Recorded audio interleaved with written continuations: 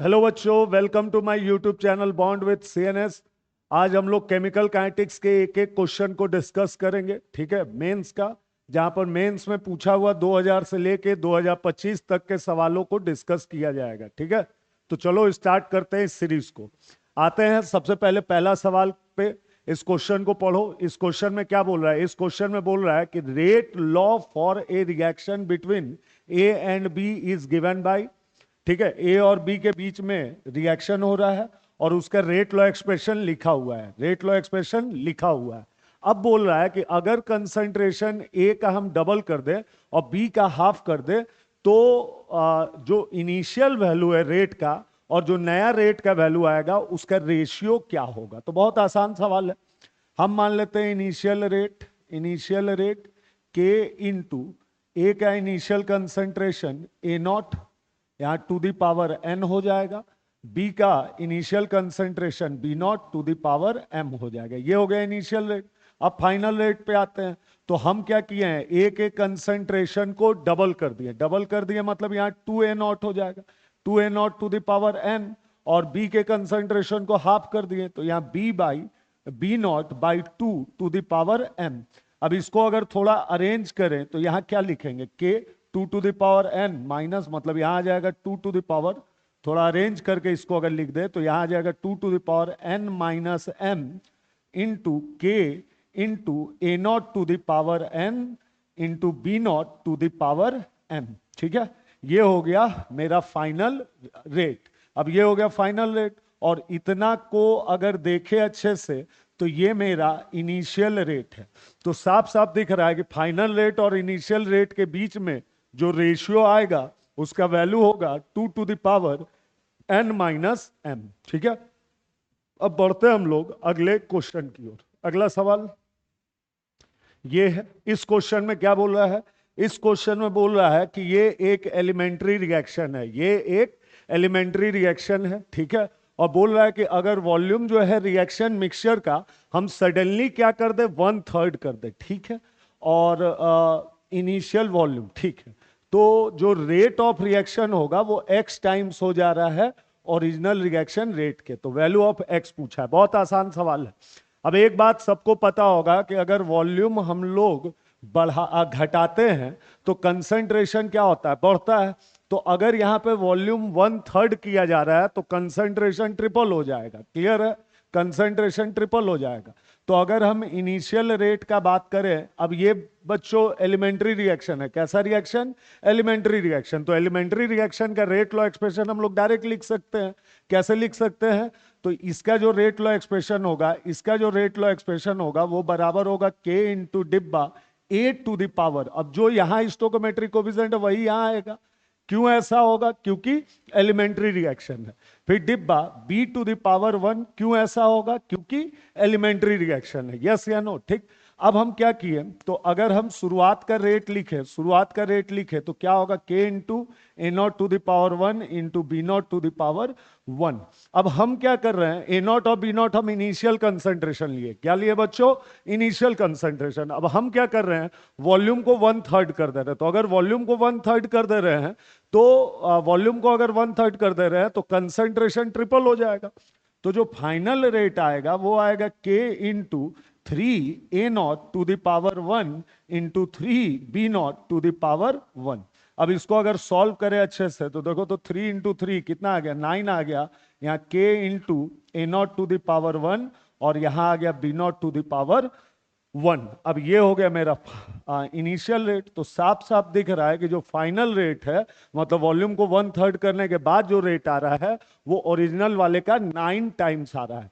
तो इसका आंसर हो जाएगा बच्चों सी। ठीक है, अब बढ़ते हैं अगले सवाल की ओर। अब इस क्वेश्चन में देखो, ये क्वेश्चन क्या है, यहां पे हमसे रिएक्शन दिया हुआ है और जो rate of appearance, rate of यहाँ पे अपियरेंस या डिसअपियरेंस के बीच में रिलेशन लिखा हुआ है। और यहां पे जो रेट ऑफ डिसअपियरेंस लिखा हुआ है बच्चों वो इन टर्म्स ऑफ मोल लिखा हुआ है, इन टर्म्स ऑफ मोल लिखा हुआ है। तो यहां पे कैसे होगा, इस सवाल को कैसे बनाएंगे? तो सबसे पहला बात हमको पता है कि minus D N A by D T, ये हो गया rate of disappearance of A in terms of मोल।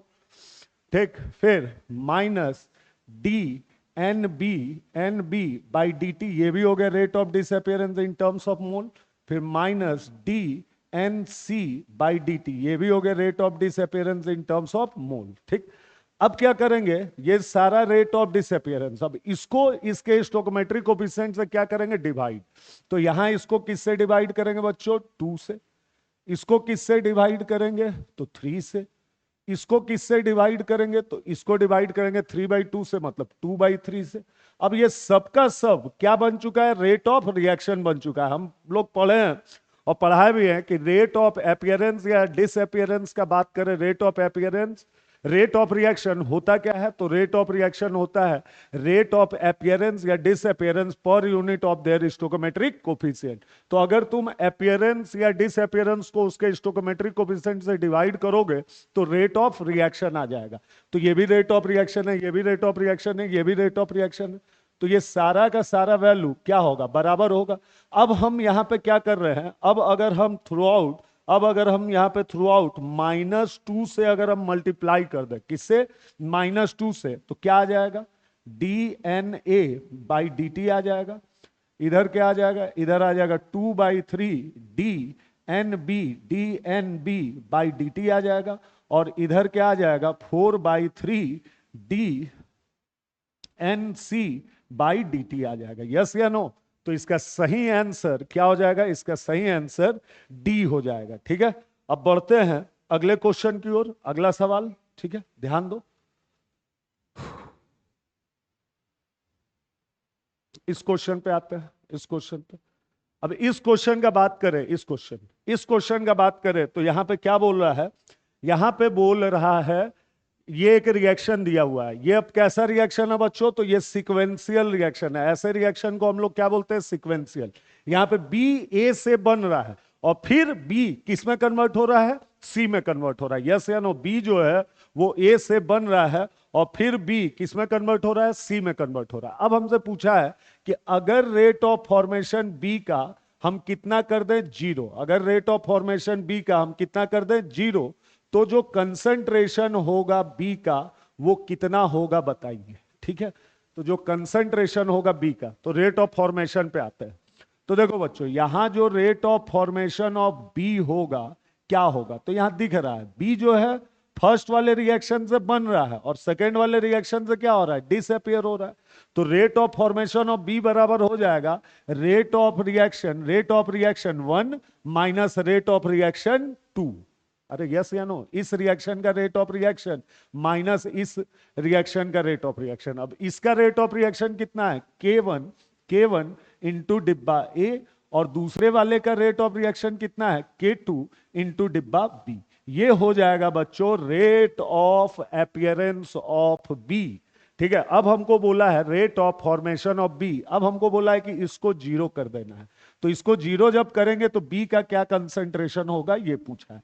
तो ये अगर 0 हो गया तो यहां से साफ साफ दिख रहा है कि बी का जो कंसंट्रेशन आएगा वो K1/K2 इंटू डिब्बा ए आ जाएगा। समझ में आया, K1/K2 इंटू डिब्बा ए आ जाएगा। कोई दिक्कत यहां तक, कोई दिक्कत नहीं। चलो बढ़ते हैं अगले सवाल की ओर। इस क्वेश्चन पे आओ। इस क्वेश्चन में क्या बोल रहा है, इस क्वेश्चन में बोल रहा है कि NO2 required for a reaction is produce by decompose. ठीक है, मतलब NO2 को हम बना रहे हैं इस रिएक्शन से। ठीक है, अब बोल रहा है कि अगर इनिशियल कंसंट्रेशन N2O5 का इतना है और 30 मिनट बाद 2.75 मोल पर लीटर हो जा रहा है, तो rate of formation of NO2 पूछा है। ठीक है बच्चों, तो यहां पे जो वैल्यू दिया हुआ है, यहां पे जो डेटा दिया हुआ है वो N2O5 का दिया हुआ है। तो कोई बात नहीं, अगर हम रेट ऑफ रिएक्शन अगर निकाल ले, क्या निकाल ले, रेट ऑफ रिएक्शन अगर निकाल ले, तो हमको साफ साफ दिख रहा है कि जो भी रेट ऑफ रिएक्शन होगा उसका 4 टाइम्स होगा rate of formation of NO2। अब ये बात सबको पता होगा कि अगर हम रेट ऑफ अपीयरेंस या डिसअपियरेंस को रेट ऑफ अपीयरेंस या रेट ऑफ डिसअपियरेंस को अगर हम उसके स्टोकोमेट्रिक कोफिशिएंट से डिवाइड मारते हैं तो रेट ऑफ रिएक्शन आ जाता है। और अगर रेट ऑफ रिएक्शन को स्टोकोमेट्रिक कोफिशिएंट से मल्टीप्लाई कर दे तो अपीयरेंस या डिसअपीयरेंस आ जाएगा। ठीक है, तो देखो जो डेटा दिया है इससे हम पहले रेट ऑफ रिएक्शन निकाल लेते हैं। क्या निकाल लेते हैं बच्चों? Rate of reaction. तो रेट ऑफ रिएक्शन बराबर होगा, रेट ऑफ रिएक्शन बराबर होगा माइनस डेल्टा डिब्बा N2O5 N2O5 by delta T, ठीक है, डिवाइडेड बाई 1/2। यही होगा बच्चों।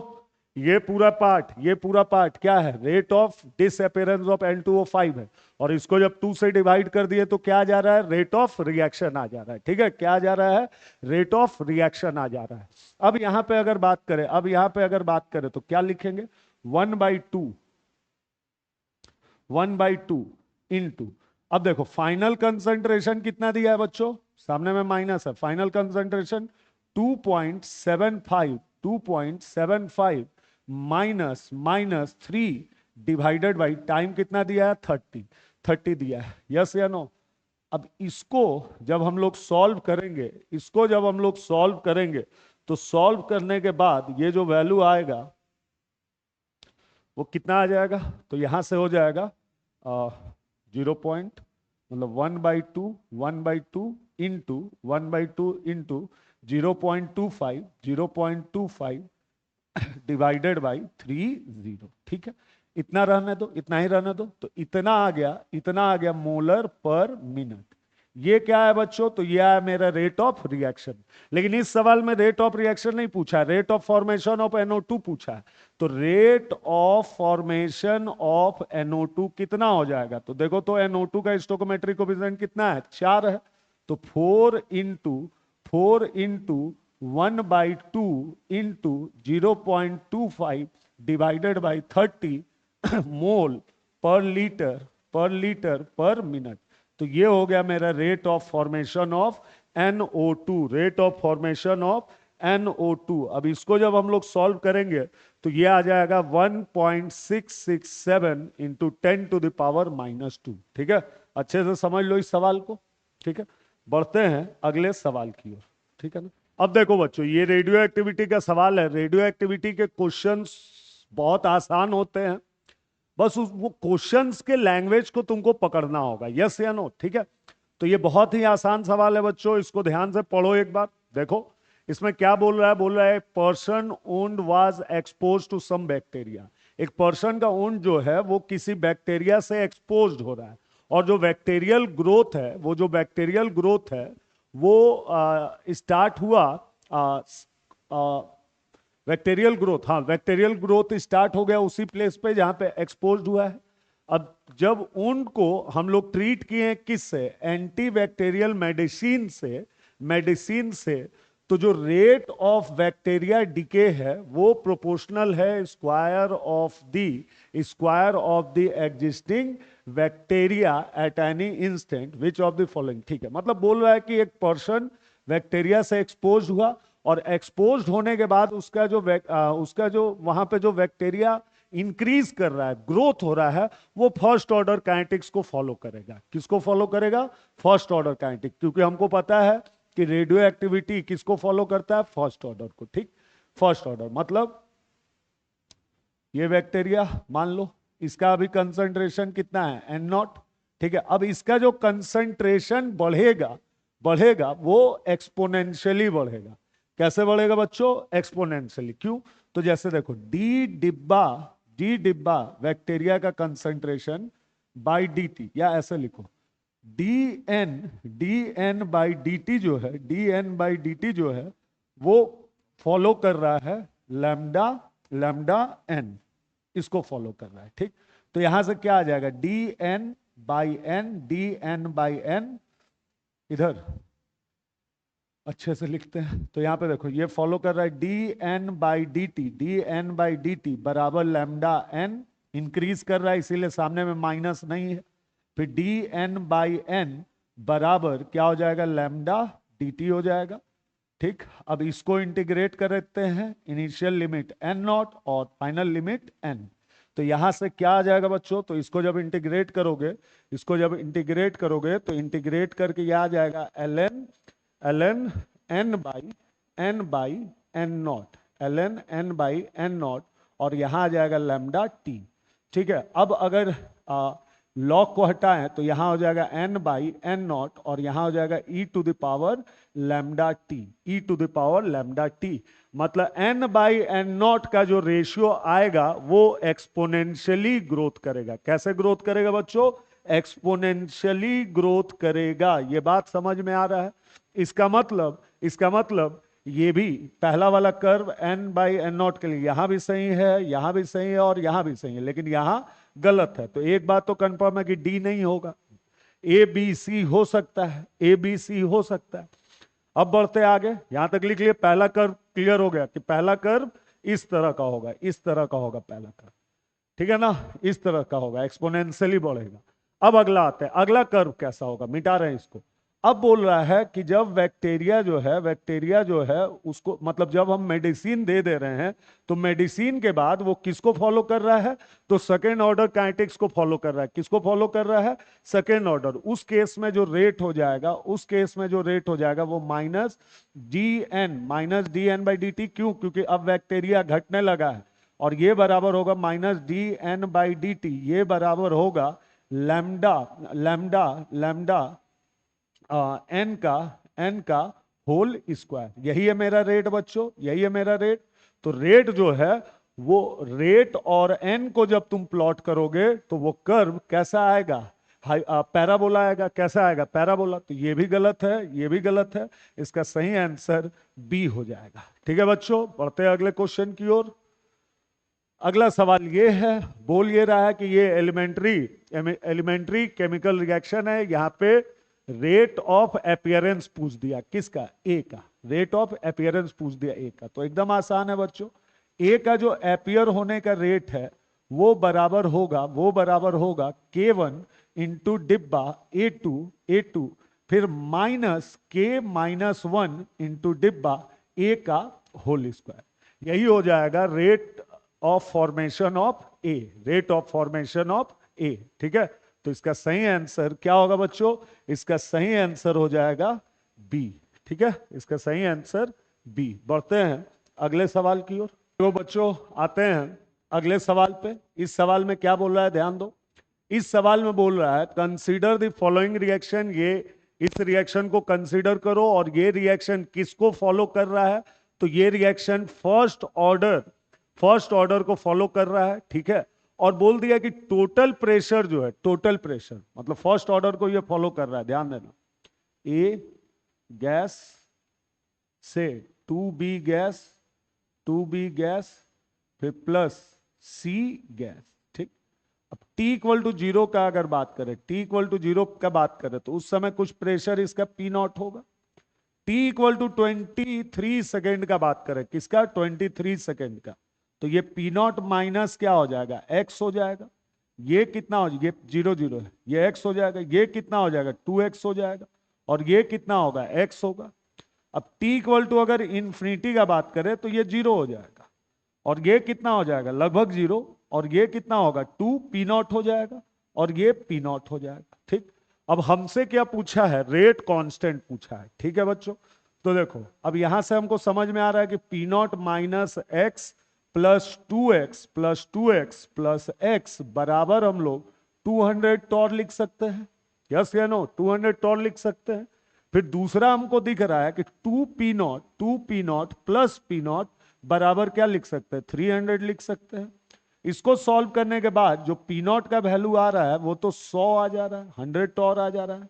और जब हम यहां पे P0 चिपकाएंगे, P0, तो यहां पे जब P0 चिपकाएंगे बच्चों तो x का वैल्यू 50 आ जा रहा है। इसका मतलब हमको साफ साफ दिख रहा है कि ये जो 23 सेकेंड है, P0 का वैल्यू 100 हो गया, 100 टॉर, और x का वैल्यू 50, मतलब P0 माइनस x 50 हो गया। इसका मतलब 23 सेकेंड इस रिएक्शन का टी हाफ है। क्या है बच्चों? टी हाफ है। क्लियर है? और हमको पता है कि फर्स्ट ऑर्डर का जो टी हाफ होता है वो 0.693 बाई के होता है, 0.693 बाई के होता है। तो अब इस टी हाफ के जगह पर क्या चिपका देंगे? 23। अब इसको सॉल्व करेंगे, जब सॉल्व करेंगे तो के का वैल्यू यहां से आ जाएगा, के का वैल्यू यहां से आ जाएगा 3 × 10⁻², सेकेंड इनवर्स। तो इसका सही आंसर हो जाएगा 3। ठीक है, बढ़ते हैं बच्चों अगले सवाल की ओर। इस क्वेश्चन में आओ। इस क्वेश्चन में क्या बोल रहा है कि यहां पर given below are two statement, दो स्टेटमेंट दिया हुआ है। पहला बोल रहा है कि the rate law for the reaction A से बी रिएक्ट करके सी बना रहा है, ये रेट लॉ एक्सप्रेशन है। ठीक है, when the concentration of A and B is double the reaction rate is increased X times. ठीक है बच्चों, ये एक रिएक्शन है, ये एक रिएक्शन है बच्चों, और इसका रेट लॉ एक्सप्रेशन लिख दिया है, बोलो। और बोल रहा है कि अगर हम कंसंट्रेशन को डबल कर दे, ए का भी और बी का भी, तो रेट पे क्या फर्क पड़ेगा।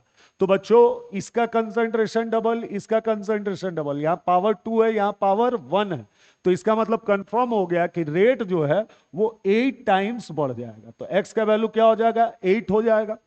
अब बोल रहा है कि ये वेरिएशन दिया हुआ है किसका, तो कंसंट्रेशन ऑफ रिएक्टेंट और टाइम के बीच में। ठीक है, इस रिएक्शन का ऑर्डर क्या होगा, ये जिसका भी कर्व है उसका ऑर्डर पूछा है।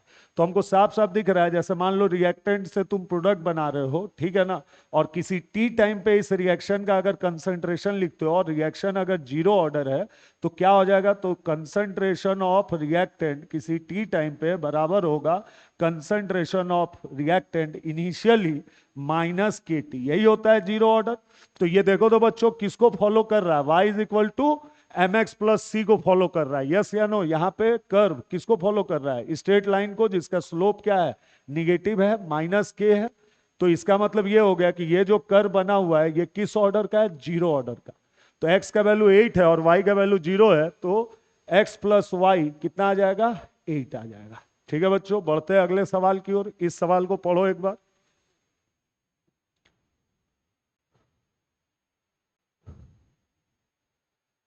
इस पढ़ लिए क्वेश्चन को, सेम यही क्वेश्चन, एग्जैक्टली सेम यही क्वेश्चन हम लोग सॉल्व किए अभी, पहला वाला सवाल, यस या नो, सेम यही था।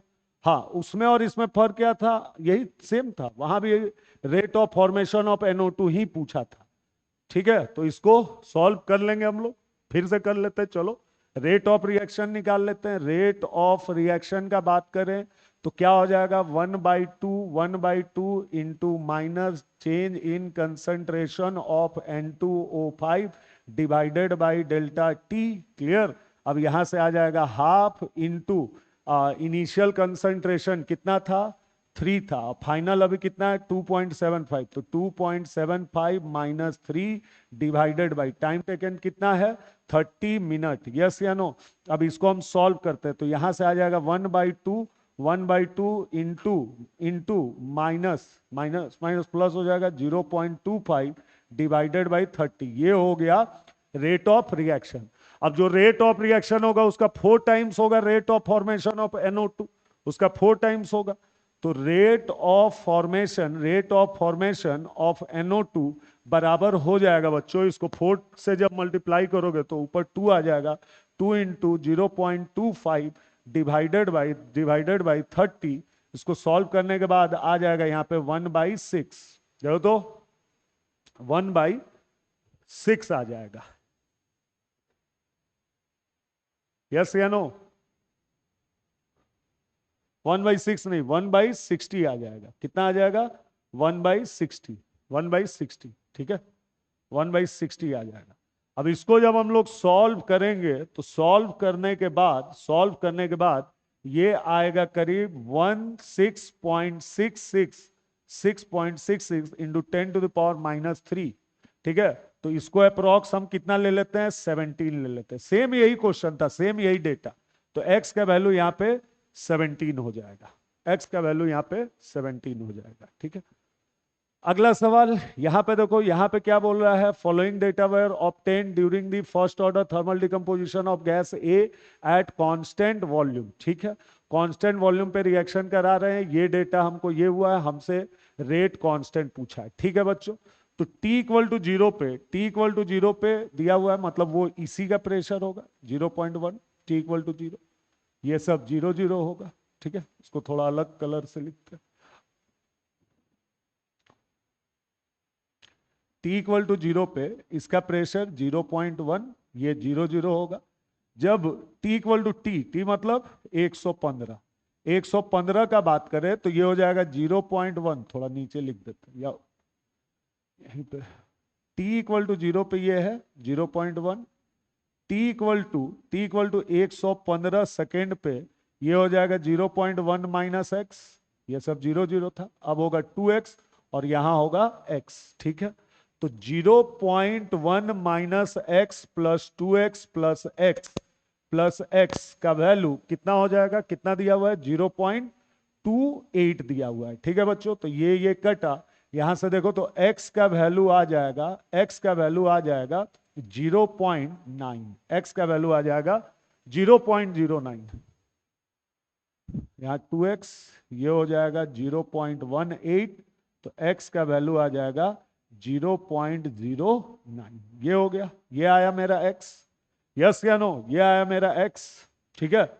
अब इसको जब हम लोग अब साफ साफ दिख रहा है कि ये 115 जो है ये T90% है, 115 क्या है, T90%, ठीक है।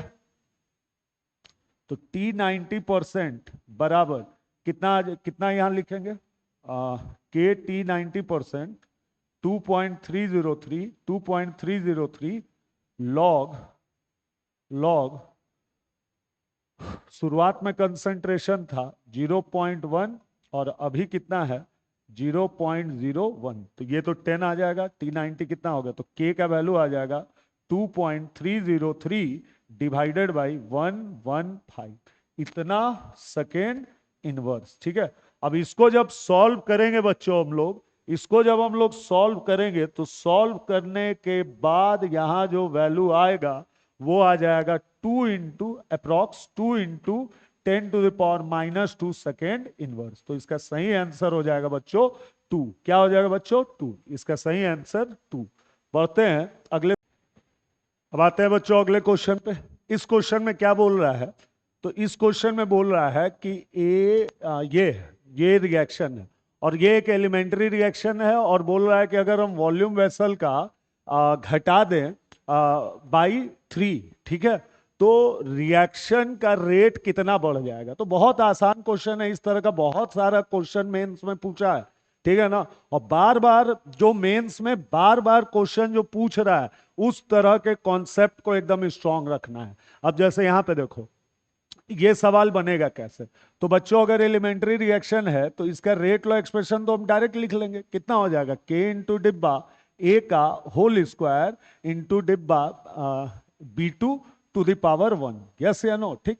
अब बच्चों हमको साफ साफ दिख रहा है कि अगर वॉल्यूम को 3 टाइम्स घटाओगे तो कंसंट्रेशन 3 टाइम्स बढ़ जाएगा, तो जो रेट आएगा, तो मान लेते हैं कि रेट इनिशियल रेट ये है A0 का होल स्क्वायर बाई, या इनिशियल रेट यही रख देते हैं, यही है, ए का इतना और B2 का इतना कंसंट्रेशन। तो चेंज करने के बाद ये हो गया इनिशियल रेट, चेंज करने के बाद जो मेरा फाइनल रेट हो जाएगा वो कितना हो जाएगा के इंटू, अब डिब्बा ए के जगह 3 डिब्बा ए चिपकाएंगे, 3 डिब्बा ए इसका होल स्क्वायर, अब B2 के जगह पर 3 डिब्बा B2, 3 डिब्बा B2 इतना टू द पावर 1। अब इसको सॉल्व करो, देखो कितना हो जाएगा, 3 3 जा 9 और 9 3 जा 27, तो 27 को बाहर निकालो इंटू के डिब्बा ए का होल स्क्वायर इंटू डिब्बा B2 टू द पावर 1। तो साफ साफ दिख रहा है ये कौन सा रेट हो गया बच्चों, तो ये हो गया मेरा इनिशियल रेट, ठीक है, और ये है फाइनल। तो साफ साफ दिख रहा है कि इनिशियल रेट का 27 टाइम्स हो जा रहा है, ठीक है ना, कितना टाइम्स हो जा रहा है 27। तो इस क्वेश्चन का सही आंसर जो होगा वो हो जाएगा 27, कितना हो जाएगा बच्चों 27, ठीक है। बढ़ते हैं अगले सवाल की ओर, अगला क्वेश्चन,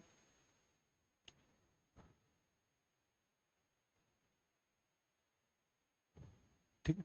इस क्वेश्चन पे आते हैं, ये सवाल देखो, पढ़ो एक बार इसको। इस क्वेश्चन में क्या बोल रहा है, इस क्वेश्चन में क्या बोल रहा है, तो इस क्वेश्चन में बोला है कि कौन सा कर्व जीरो ऑर्डर रिएक्शन को रिप्रेजेंट कर रहा है, कौन सा कर्व जीरो ऑर्डर रिएक्शन को रिप्रेजेंट कर रहा है, ठीक है। तो इधर रेट को प्लॉट किया और इधर टाइम को, रेट को और टाइम को। तो साफ साफ दिख रहा है, साफ साफ दिख रहा है कि ये तो गलत होगा, ये भी गलत होगा। क्यों? क्योंकि जीरो ऑर्डर रिएक्शन का रेट जो होता है, जीरो ऑर्डर रिएक्शन का जो रेट होता है वो रेट कांस्टेंट के बराबर होता है। किसके बराबर होता है बच्चों? Rate constant. मतलब जीरो ऑर्डर रिएक्शन का रेट और टाइम के बीच में अगर तुम कर्व बनाओगे तो वो कांस्टेंट आएगा। इसका मतलब ना ही ए सही ऑप्शन है और ना ही बी। अब इधर रिएक्टेंट के कंसंट्रेशन और टाइम के बीच में कर्व प्लॉट किया है। तो जब भी बच्चों याद रखना कि जब भी केमिस्ट्री में कर्व का क्वेश्चन आए तो सबसे पहले जिसके बीच में कर्व प्लॉट किया उन सब के बीच में क्या निकालो? रिलेशन, और उसके बाद कर्व प्लॉट कर दो। तो जैसे देखो यहां पे कैसे प्लॉट करेंगे, तो रिएक्टेंट का कंसंट्रेशन और टाइम के बीच में तो क्या रिलेशन आता है? रिएक्टेंट का कंसंट्रेशन किसी टी टाइम पे बराबर रिएक्टेंट का concentration not minus K T. ये बात समझ में आ रहा है? तो ये देखो तो साफ साफ बच्चों ये किसको फॉलो कर रहा है? Y is equal to M X plus C को फॉलो कर रहा है कि नहीं कर रहा है? एम का काम यहाँ पे कौन किया? माइनस के। बोलो एक्स का काम कौन कर रहा है? टी। और सी यहाँ पे आर नॉट है। तो यहाँ पे जो इक्वेशन होगा वो ये हो जाएगा बच्चों, यस या नो? इक्वेशन को ये फॉलो कर रहा है, तो इसका सही आंसर सी हो जाएगा। बढ़ते हैं बच्चों अगले क्वेश्चन पे। इस क्वेश्चन में क्या बोला है? तो इस क्वेश्चन में बोला है कि यूनिट बताओ रेट कांस्टेंट का, ठीक है ना। तो बच्चों रेट कांस्टेंट के यूनिट को देखकर हम ऑर्डर बता सकते हैं। ऑर्डर जो है रेट कांस्टेंट का जो यूनिट है वो ऑर्डर पे डिपेंड करता है। किस पे डिपेंड करता है? ऑर्डर। अब देखते हैं यूनिट कैसे निकालेंगे। तो एक बात याद रखो, अब हमको साफ साफ पता है, पता चल चुका है कि रेट बराबर क्या होगा? तो रेट बराबर होगा के इंटू डिब्बा to the power N. N क्या है? ऑर्डर है, ठीक। अब रेट का तो यूनिट फिक्स्ड है, रेट का यूनिट क्या आएगा? मोलर आएगा। रेट का यूनिट फिक्स्ड है, क्या आएगा? मोलर। और के का यूनिट हमको निकालना है, और इस डिब्बा का सॉरी रेट का यूनिट फिक्स्ड है, क्या आएगा? मोलर पर सेकेंड आएगा, पर सेकेंड। और यहाँ के, और ये डिब्बा का यूनिट फिक्स्ड है कि मोलर होगा, तो molar to the power N. तो जो यूनिट है के का, यूनिट है के का वो कितना आ गया? m to the power 1 minus N आ गया, और यहां सेकेंड इनवर्स आ गया। अब इसको मोलर को तो हम लोग क्या लिखते हैं? मोलर को हम लोग मोल पर लीटर लिखते हैं। क्या लिखते हैं? मोल पर लीटर। अब इसको जब चिपकाएंगे तो जो यूनिट के का आएगा मोल पर लीटर के टर्म में वो कितना आ जाएगा? जो यूनिट आएगा के का, यूनिट ऑफ के, वो कितना आ जाएगा? तो वो आ जाएगा यहां पे हो जाएगा mole 1 minus N, litre n minus 1, और सेकेंड इनवर्स, ठीक है। देखो तो कौन सा ऑप्शन में ये वैल्यू दिया हुआ है? तो साफ साफ दिख रहा है सी में दिया हुआ है, तो इसका सही आंसर हो जाएगा बच्चों सी। क्या हो जाएगा? सी, ठीक है। अब बढ़ते हैं अगले क्वेश्चन की ओर। अगला सवाल, इस क्वेश्चन को पढ़ो। इस क्वेश्चन में क्या बोला है? इस क्वेश्चन में बोला है कि एक फर्स्ट ऑर्डर डिकम्पोजिशन रिएक्शन है जहां पे time taken for the decomposition of reactant to 1/4 and 1/8 of its initial concentration दिया हुआ। दी रिलेशन, यहाँ राशन नहीं होगा, यहाँ रिलेशन होगा। The relation of T1/T2 will be. बहुत आसान क्वेश्चन है बाबू, बहुत आसान क्वेश्चन है, ठीक है। अब एक बात याद रखना, फर्स्ट ऑर्डर रिएक्शन में सेम टाइम इंटरवल में सेम परसेंटेज का चेंज होता है। यस या नो? क्या चीज का चेंज होता है? सेम परसेंटेज का। अब तुम जितना लिए हो उसके आधा होने में जितना समय लगेगा, अब बचा हुआ आधा को आधा होने में जितना समय लगेगा वही होगा। यस या नो? ठीक है। फर्स्ट ऑर्डर में सेम टाइम इंटरवल में सेम परसेंटेज का चेंज होता है, इस बात को घोट लो। अब देखो, अब इसको हम अप्लाई कर रहे हैं, इसको अप्लाई कर रहे हैं, ध्यान देना। अब हम मान लेते हैं कि मेरा शुरुआत में कंसंट्रेशन ए नॉट है, ए नॉट से ए नॉट बाई 2 होने में टी हाफ टाइम लगा। अब इसको आधा होने में उतना ही टाइम लगेगा, उतना ही टाइम लगेगा, ए नॉट बाई 4। अब इसको आधा होने में उतना ही टाइम लगेगा, ए नॉट बाई 8। ये बात समझ में आ रहा है? ठीक है, ए नॉट बाई 8। अब यहां पे अगर बात करें, यहां पे अगर बात करें तो यहां से यहां देखो तो इनिशियल का 1/4 हो गया जो कि 2 टी हाफ के बराबर है, और यहां से यहां तक देखो तो इनिशियल का 1/8 हो गया जो कि 3t½ के बराबर है। इस टाइम को हम t1 बोल सकते हैं और इस टाइम को हम t2 बोल सकते हैं। तो देखो तो बच्चों t1/t2 का जो रेशियो है वो d आ रहा है। कितना आ रहा है? d। यस या नो? ठीक है, बढ़ते हैं अगले सवाल की ओर। अगला क्वेश्चन, इस क्वेश्चन पे आओ, पढ़ो एक बार इस क्वेश्चन को।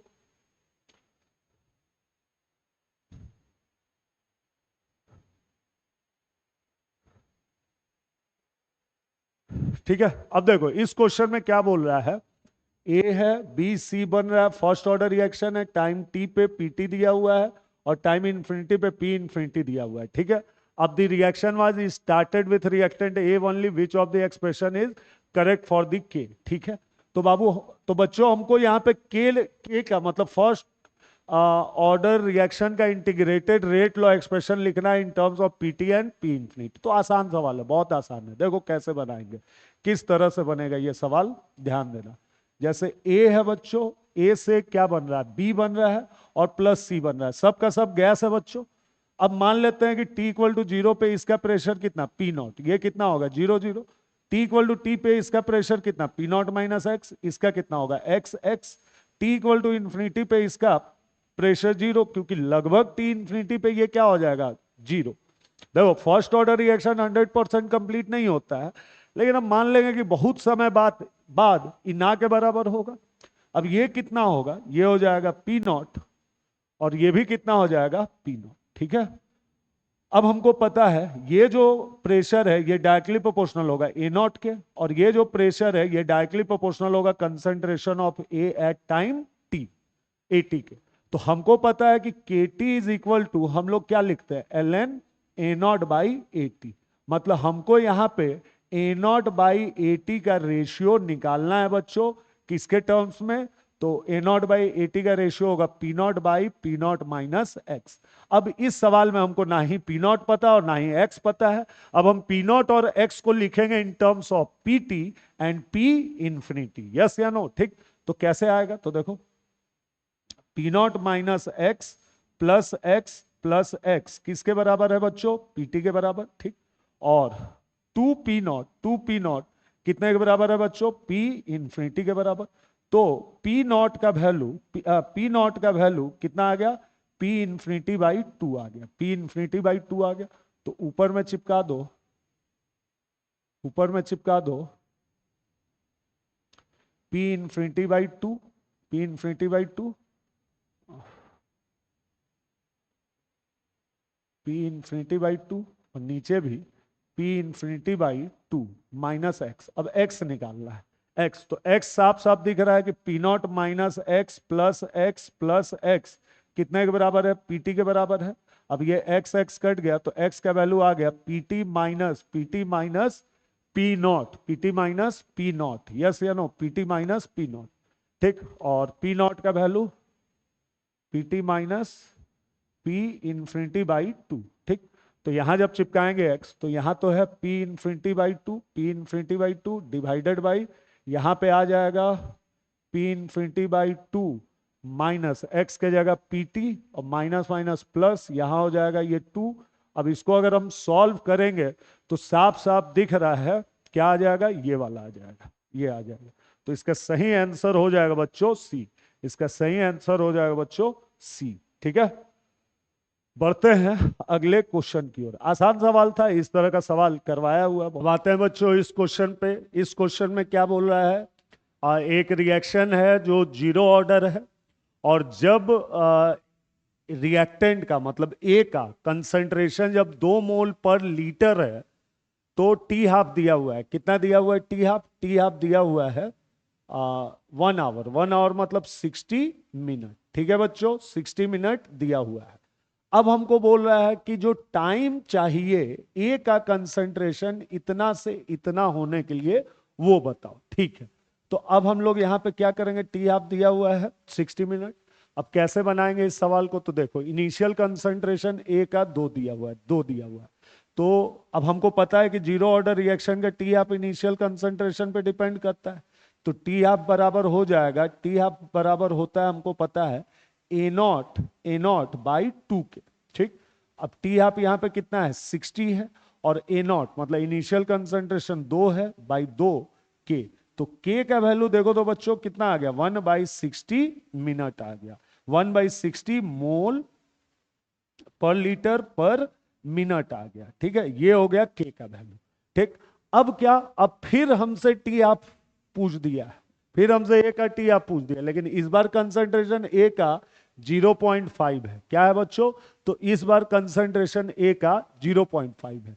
तो अब क्या लिखेंगे, टी हाफ बराबर ए का कंसंट्रेशन 0.5, ए का कंसंट्रेशन 0.5 डिवाइडेड बाई क्या लिखेंगे 2k, 2k और k के जगह कितना लिखेंगे 1/60, तो ऊपर 60 चला जाएगा, 1/60 तो ऊपर 60, ये हो गया, यहाँ 30 आ गया। तो टी हाफ बच्चों यहां से कितना आ गया 15 मिनट, मतलब 15 मिनट में 0.5 से 0.25 पे जाएगा। तो इसका आंसर सी हो जाएगा। ठीक है बच्चों, अब आते हैं बच्चों इस सवाल पे। इस सवाल में क्या बोल रहा है, इस सवाल में बोल रहा है कि एक रिएक्शन है, ए से ए बी रिएक्ट करके सी बना रहा है। इनिशियल कंसंट्रेशन ए का दिया है, बी का दिया, और दोनों के बीच में रिलेशन दिया हुआ है। ठीक है, अब बोल रहा है हाफ लाइफ ए का 10 मिनट है और बी का हाफ लाइफ 40 मिनट है। ठीक है, अब बोल रहा है कि अगर डिसअपियर हो रहा है सेम टाइम, मतलब सेम टाइम पे दोनों डिसअपियर होना स्टार्ट हुआ और दोनों फर्स्ट ऑर्डर काइनेटिक्स को फॉलो कर रहा है। ठीक है, अब बोल रहा है कितने समय बाद दोनों का कंसंट्रेशन बराबर होगा ये बताओ। ठीक है ना, तो बहुत ही आसान सवाल है बच्चों, इसको अच्छे से समझो, बेसिक लगाओ। ठीक है ना, बेसिक। अब जैसे बोल दिया, अब हम मान लेते हैं कि बी नॉट का वैल्यू, बी नॉट का वैल्यू एक्स है। तो बच्चों कंफर्म हो गया कि ए नॉट का वैल्यू, ए नॉट का वैल्यू कितना हो जाएगा 8x हो जाएगा। ठीक है, बी नॉट भी मेरा फर्स्ट ऑर्डर काइनेटिक्स को फॉलो कर रहा है और ए नॉट भी कर रहा है। अब ये बात साफ साफ दिख रहा है कि x से x/2 कौन बी, बी कितने समय में होगा, बी का कंसंट्रेशन x से x/2 कितने समय में होगा 40 मिनट। क्यों, क्योंकि उसका टी आप 40 मिनट दिया हुआ है।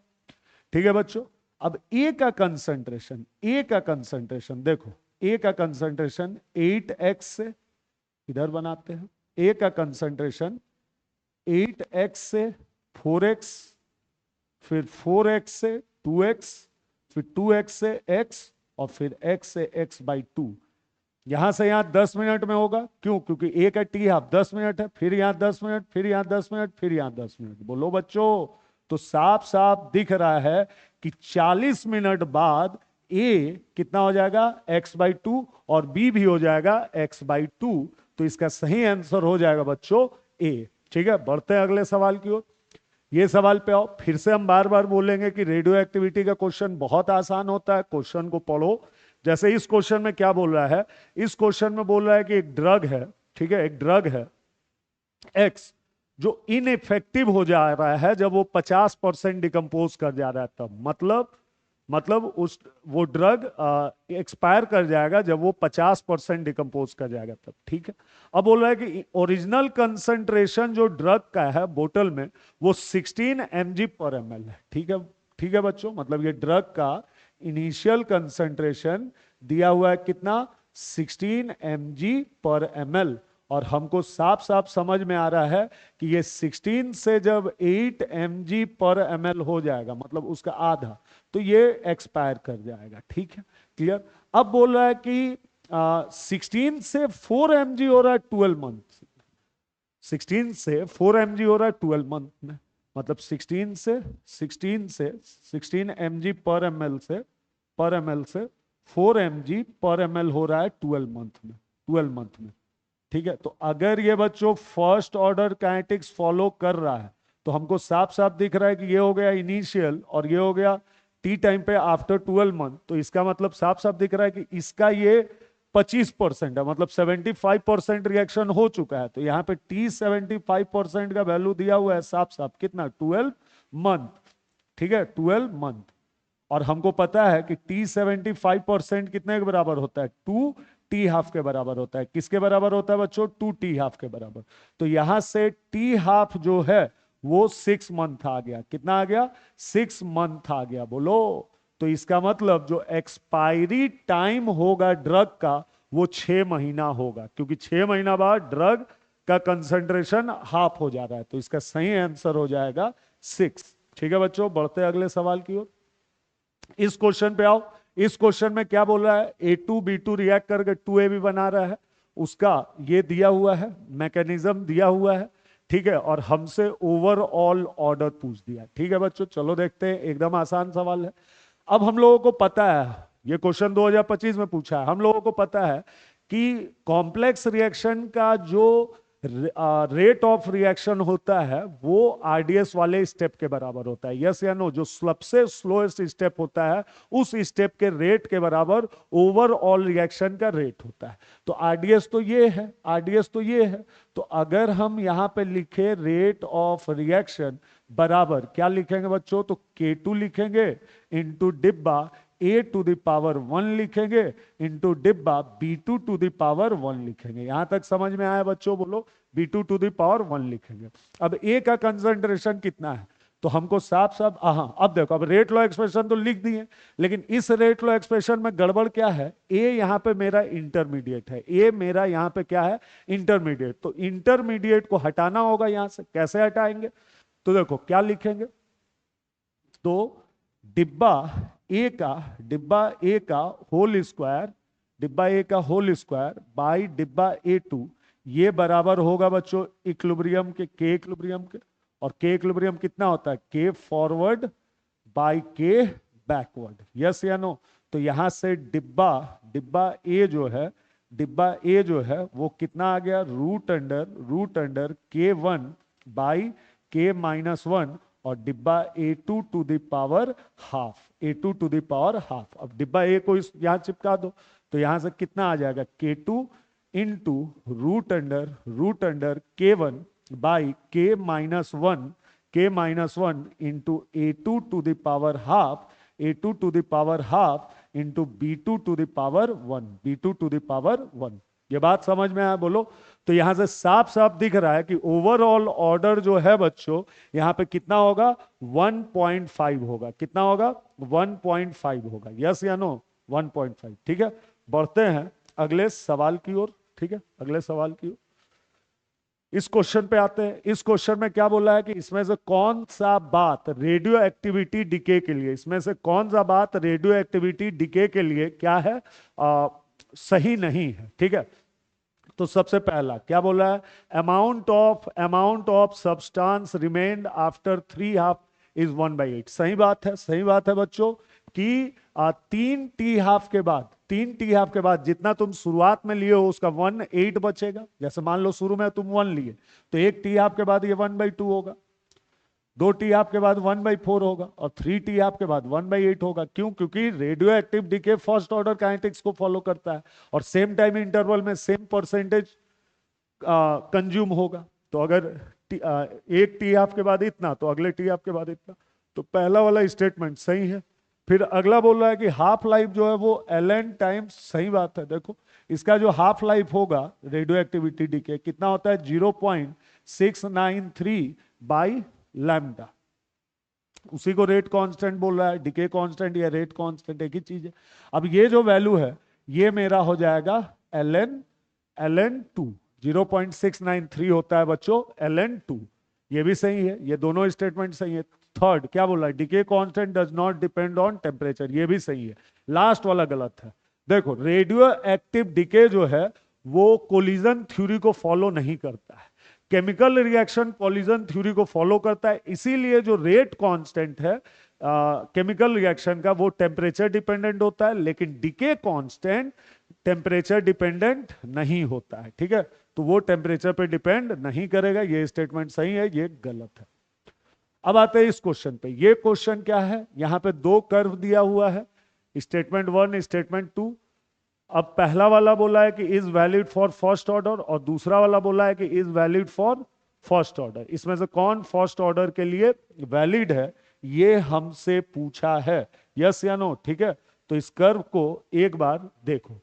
तो देखो यहां पे साफ साफ दिख रहा है कि यहां पे टी हाफ प्लॉट किया और यहां पे इनिशियल कंसंट्रेशन प्लॉट किया, टी हाफ कांस्टेंट रखा, ये सही है। क्या है, क्या है कि फर्स्ट ऑर्डर का टी हाफ होता है बच्चों 0.693 बाई के, ये तो कंसंट्रेशन ऑफ रिएक्टेंट पे डिपेंड नहीं किया, तो ये सही है पहला वाला कर्व। अब दूसरा वाला कर्व देखो तो बच्चों किसके बीच में बनाया, तो दूसरा वाला कर्व बनाया ln RT बाई R0 और टाइम के बीच में। तो क्या होगा ये कर्व देखो, तो हम लोग पढ़े हैं KT बराबर 2.303 लॉग डिब्बा R0 बाई RT, ठीक है। तो log R0 by RT, log R0 हो गया इनिशियल कंसंट्रेशन, यहां RT को सिर्फ डिब्बा R लिख दिया है, इतना बराबर होगा K डिवाइडेड बाई 2.303 और इंटू 2। तो देखो बच्चों ये कर्व गलत है, क्यों? क्योंकि ये जो रिलेशन आ रहा है straight line passing through origin, ये हो गया y, ये हो गया y, ये हो गया m और ये हो गया x। तो ये जो इक्वेशन आ रहा है straight line passing through origin, यहाँ पे एक बात ध्यान रखने वाला है कि log R0 बाई R है और यहाँ पे तुम R बाई R0 रखे हो, तो ये कर्व गलत है। यस या नो, ये कर्व गलत है। तो स्टेटमेंट ए इसका सही आंसर होगा बच्चों। अब आते हैं अगले सवाल पे, इस सवाल को अच्छे से पढ़ो। यहाँ पे क्या बोल रहा है, यहाँ पे बोल रहा है कि bacterial growth cell law is very similar to law of, ठीक है, which of the following graph is most suitable to represent the bacterial, ठीक है, N number of bacteria at any time और एन नॉट इनिशियल। तो बहुत आसान सवाल है, ठीक है। सेम ऐसा ही क्वेश्चन हम लोग आगे किए हैं और वो भी 2025 में शायद पूछा था, यस या नो। तो क्या है, एकदम आसान है। देखो बैक्टीरिया का ग्रोथ हो रहा है, ठीक, और वो फर्स्ट ऑर्डर काइनेटिक को फॉलो कर रहा है। तो मान लेते हैं ये बैक्टीरिया है, ये बन रहा है, ये ग्रो कर रहा है, ठीक है, ग्रो कर रहा है, और इसका जो ग्रोथ है वो डिपेंड कर रहा है कि इसका नंबर कितना है, ठीक है। तो मतलब हम बोलेंगे डी बी मतलब डी एन, एन क्या है, number of bacteria, by D T, ये डिपेंड करे, ये बराबर होगा लैम्डा एन के, ये बराबर होगा लैम्डा एन के।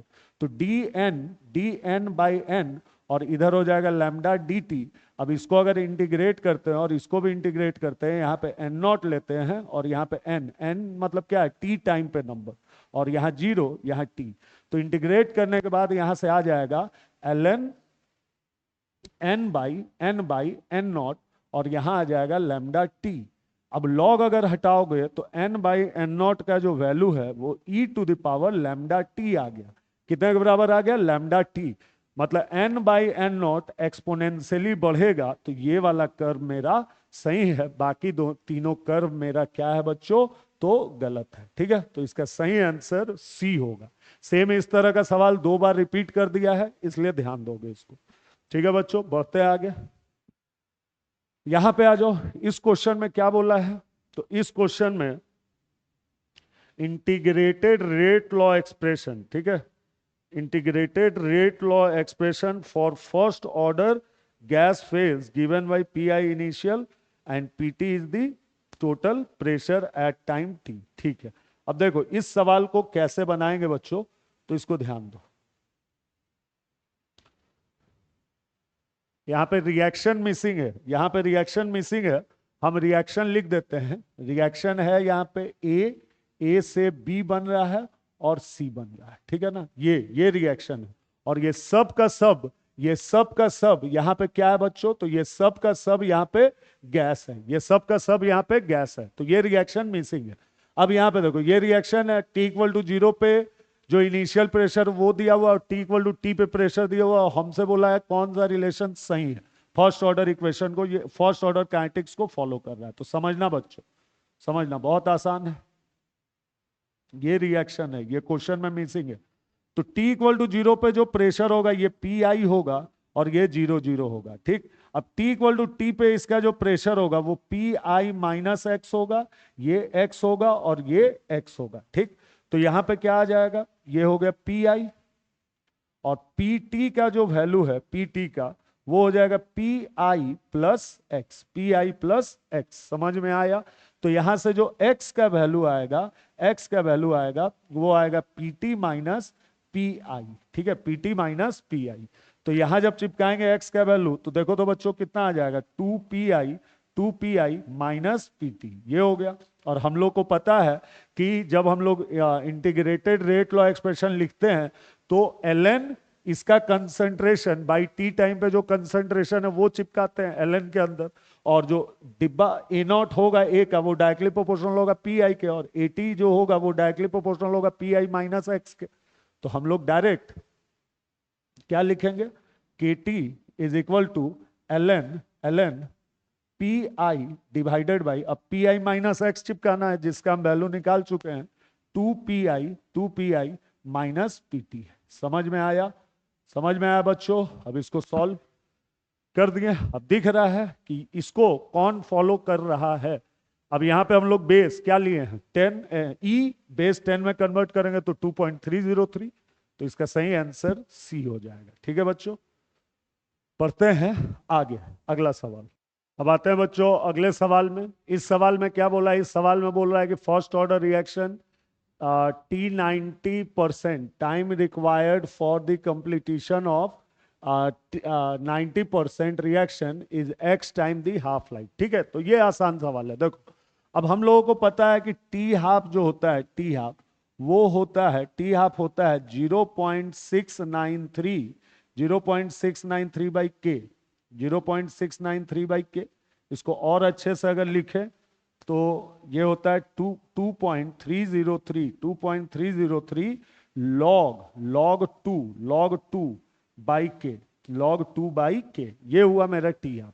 अब टी 90% आते हैं तो टी 90% बराबर आ जाएगा, टी 90% बराबर आ जाएगा 2.303 बाई के और लॉग। अब मान लो शुरुआत में 100 था, 90% हो गया तो अभी 10 बचेगा, तो लॉग 10 आएगा, तो ये तो पूरा वैल्यू 1 हो जाएगा, तो ये आया 2.303 बाई के। मतलब ये जो कचड़ा है ये T90% है, ये क्या है T90%, तो 1/log 2 वो इंटू टी हाफ बराबर आ गया T90%। और log 2 पता है हम लोगों को कितने के बराबर होता है, 0.301 इंटू टी हाफ। अब इसको जब सॉल्व करोगे तो ये आ जाएगा बच्चों 3.32 के बराबर। ठीक है, तो इसका सही आंसर हो जाएगा सी, इसका सही आंसर हो जाएगा सी। अब बढ़ते हैं अगले क्वेश्चन की ओर। ठीक है, अब देखो इस सवाल में क्या बोल रहा है, तो ये कर्व दिया हुआ है, इस सवाल को अच्छे से पढ़ो। ये कर्व दिया हुआ है, इसमें क्या पूछ रहा है ध्यान दो।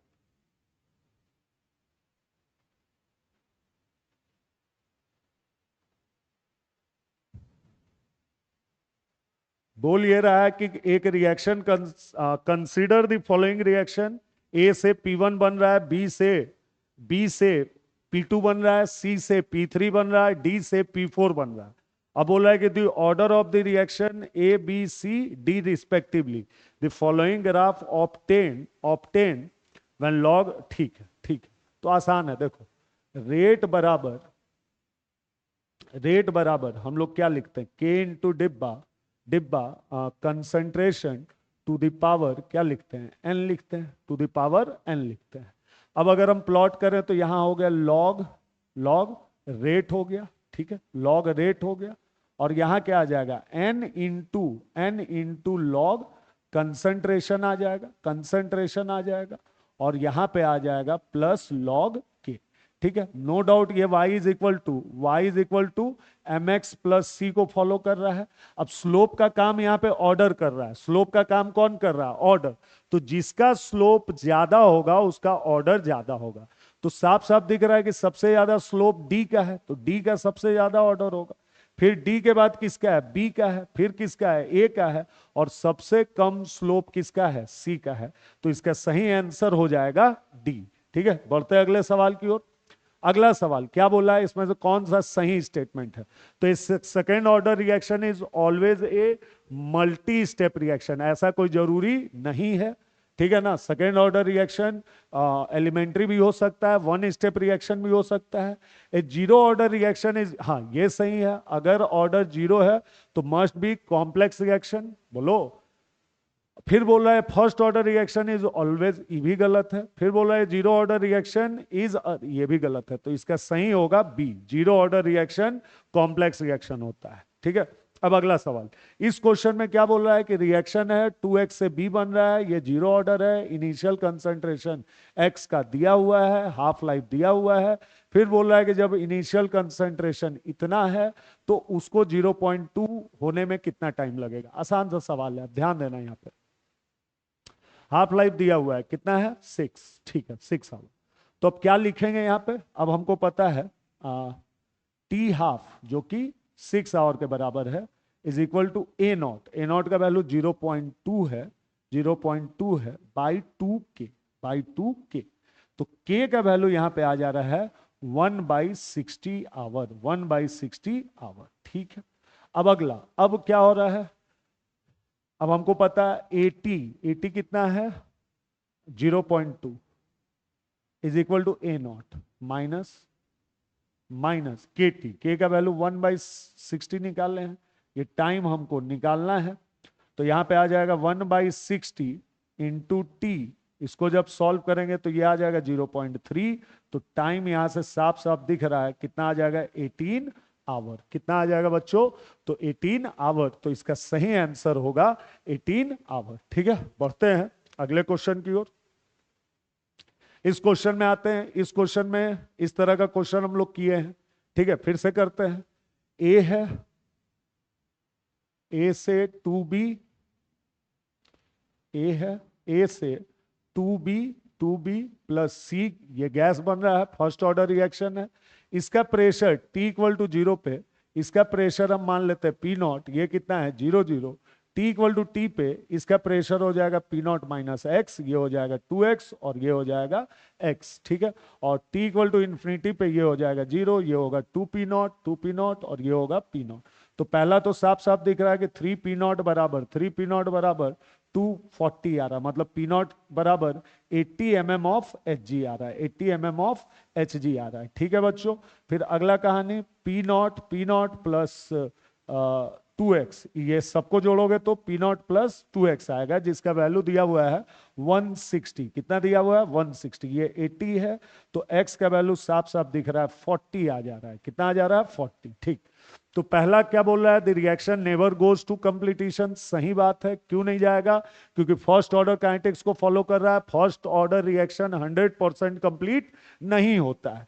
फिर दूसरा क्या बोल रहा है, initial pressure of A is 80 mm of mg। सही बात है, दिख रहा है P नॉट का वैल्यू 80 mm ऑफ Hg आया है। फिर अगला क्या बोला है, फिर अगला बोला the partial pressure of A after 10 minute is 40 mm of Hg। तो ये भी सही है, ये गलत है। अब सर ये गलत है तो रेट कांस्टेंट निकालना होगा, कैसे निकालेंगे, तो रेट कांस्टेंट का जो वैल्यू होगा क्या होगा, के टाइम ले लो 10 is equal to ln initial pressure P naught जो कि 80 के बराबर है, 80 के बराबर है, या इतना क्या डायरेक्ट हम लोग कर सकते हैं, टी हाफ जो कि 10 मिनट है बराबर 0.693 बाई के आ जाएगा। अब यहां से के निकाल लो, क्लियर। तो यहां से साफ साफ दिख रहा है कि के का वैल्यू गलत है। ठीक है, तो आज इस सीरीज में, इस लेक्चर में यहीं तक रखते हैं। इस चैप्टर का आगे और भी लेक्चर अपलोड होगा और हम लोग केमिकल काइनेटिक्स के एक एक क्वेश्चन को जब तक डिस्कस नहीं करेंगे, पीवाईक्यू 25 साल का, तब तक ये चैप्टर का सीरीज चलते रहेगा। ठीक है, तुम लोग बस पढ़ाई करो, क्वेश्चंस बनाओ पीवाईक्यू और इस सीरीज का बेनिफिट लो। ठीक है, तब तक के लिए बेस्ट ऑफ लक, अच्छे से पढ़ो और मचाते रहो। ठीक है।